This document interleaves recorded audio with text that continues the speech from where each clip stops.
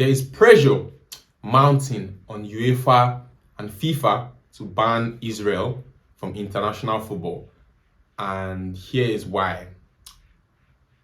Because of this situation in Gaza, a lot of people have called out FIFA and UEFA on their double standards as to why Israel has not been banned from international football yet. And of course, they cite the case of Russia being banned in 2022 from international football, and that sort of happened quite quickly after the invasion of Ukraine, right? And this is a topic that I think needs to be approached very carefully, because it's very easy to ignore certain contexts and to miss out on certain things, right? But I'll try to stick to the football side of things as much as possible and the sports side of things. When Russia was banned in 2022, this is what happened, right? There was, as at the time when Russia was almost going to be banned, there was the playoff qualifiers for the World Cup. This was around March 2022, just like a month after the Russian invasion of Ukraine started. And then Poland was supposed to play Russia, I think, in the playoffs. And then I think Poland said they were not going to play the game. And then a couple of other European countries got behind Poland and said that if they had to play Russia, they were not going to play the game. Now, usually what happens in a situation where a country cannot play a game, or say they are not going to play a game against another country in international football or generally just football, the case is usually that the country that refuses to play that game will forfeit the game by 3 points and 3 goals, right? But the situation that was created by other European countries refusing to play Russia if they had to play Russia at some point, the situation that was created by that was that UEFA was now going to have to make every other country forfeit those points and goals, and was just going to continue. So basically, every other European country got behind Poland, right? And then UEFA said, we would rather ban Russia than having to have this problem every time a team is going to play Russia. That's how I understand the situation. I might be wrong. Please correct me if I am. Now, UEFA got in on it, and we all know in football, if UEFA gets in on something, FIFA is likely to get in on that same thing. So UEFA and FIFA ban Russia simultaneously, right? And that was pretty quick from the time the invasion started. Now, for the situation with Israel, the couple of things that people have brought to the front burner is the fact that apart from the civilian casualty in Gaza, there have also been casualty in the area of sport. A lot of casualties. Footballers have been killed. Sports people have been killed. Sports facilities have been destroyed. And in particular, there is a FIFA statute that Israel is said to have violated, which is that Israel, so there's an area called the West Bank, right? For people who are familiar with Israel and Palestine and the whole geographical location, there's an area called the West Bank that has been disputed since time immemorial to today, right? Israel lays claim to it, Palestine lays claim to it. So it is, I don't think it is universally considered to be owned by either side, right? So to say. But there's a FIFA statute that says that all member associations can only stage their games, except decided otherwise by FIFA, can only stage their games, national teams or club team games on home ground. And there has been reports that the Israeli, that football clubs in Israel have sort of staged games in the West Bank. So that's sort of violated. So that's case number 2. Case number 1 is the casualty of not just the casualty of football and the destruction of sports facilities in Palestine. The casualty of footballers, the destruction of sports facilities in Palestine.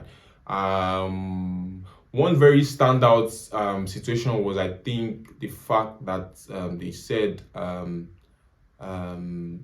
the conflict was what led to the death of a footballer in Palestine that they call, I think, the Palestinian Ronaldo or so, which was something that really came to attention. And I think even the UEFA official handle posted about it. And then Mo Salah, the Liverpool superstar, quoted the tweet asking UEFA, please tell us how he died, what led to his, basically just saying you guys should like talk about this, not just report the death, like be very specific, and that's one, the issue of the casualty of footballers and sports people, the destruction of sports facilities, and then the staging of games by Israeli teams in the West Bank. So I'm getting deeper into political issues now, but it's very necessary because you can't really talk about this without going a bit political. And now people have said, well, Israel has done too much as regards this issue. So Israel should be banned, and why is it taking so long? And the people who make who are sort of on the against Israel being banned, like just the regular people, because there's different levels of people. I'll still get to the higher up, the powers that be. The people who are against Israel being banned are basically saying that Russia was banned. What I said earlier, Russia was banned. Russia's case was different. Russia was the aggressor from the start. And Russia was not exactly banned because UEFA and FIFA wanted to. Russia was banned because different countries really refused to play against Russia. But Israel, to be fair, I do not know any countries that have refused to play Israel yet. And it's even interesting because Israel has played in Europe under UEFA. Israel has played under UEFA, tried to play qualifiers for Euros and qualifiers for Israeli clubs have played in Champions League for so many years, because for a long time Israel has AFC has basically just, for political reasons and for security reasons, Israel has not been able to play in Asia for a long time. And so that's why UEFA is here, because even geographically Israel is not in Europe. But yeah, it is a very interesting. So what I was saying earlier was that the people who are against Israel being banned from UEFA are basically saying that the Russia situation is not the same. Russia was the aggressor, Russia was the invader, and countries refused to play Russia. In this case, Israel had a cause to defend themselves and all of that, And now it is like so in the past month, I think UEFA was actually, this issue became really, really serious, and UEFA actually sat on this topic to discuss it. But apparently that meeting they had was inconclusive. And then we heard from nowhere that the president of the United States, Donald Trump, was putting pressure on FIFA to not ban Israel from the World Cup or from qualifying. Like, if Israel qualifies, which is unlikely, I don't even think they will qualify, but that if Israel qualifies, that FIFA cannot ban Israel from the World Cup. Now, if I was going to go deeper into that, it was going to be very much political, right? But then you wonder, why is Donald Trump saying FIFA should not take action against Israel? What's in it for him? Especially because the World Cup is going to be staged in the USA as well. So there's a lot of things that